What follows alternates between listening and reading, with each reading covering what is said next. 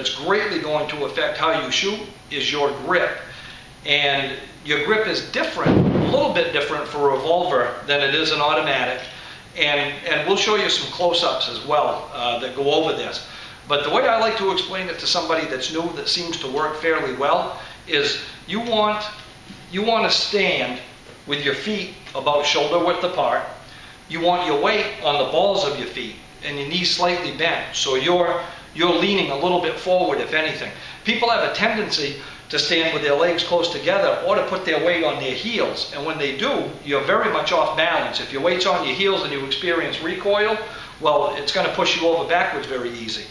If the weight's on the balls of your feet and you're leaning forward, then it's going to be much more difficult for you to lose control. You're going to be able to maintain that even under stout recoil. So with your legs shoulder width apart and the weight on the balls of your feet, your knees slightly bent, to grip the firearm properly, the easiest way to explain it is you want to go knuckles to knuckles. We're going to assume that your right hand is your strong hand. That's the one that's going to grip the gun.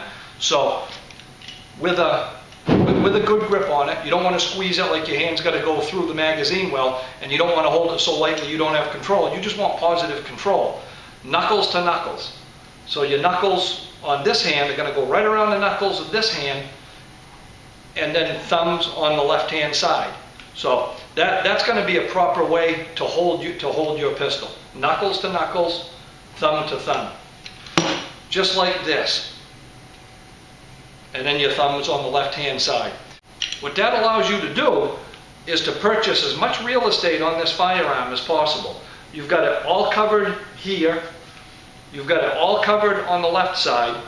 And the muzzle rise is only going to go to the point of least resistance. In this case, it will be up and slightly to the right. You never ever want to hold a semi like this. And this is a way that we see people do it that aren't experienced. You'll only do it once. The slide's going to come back and it's going to cut your hand. So you never ever want a hand on top of another hand. That's dangerous and it's not a good way to shoot. You also don't want to what they call T-cup by taking it in your strong hand and just resting it in your other hand, because you're leaving all of this real estate unpurchased. So now the gun has a chance to move this way. So knuckles to knuckles, thumb over thumb on the left-hand side. Punch your arm straight out when you shoot and focus on your front sight. That's going to give you the best experience. Having a good stance, having your weight equally distributed, and having a good grip are just a couple more things that you can use to help you be a better shot. It can help you get on target faster, it can help you be more efficient, and it's much more repeatable. So we hope these tips are helpful for you.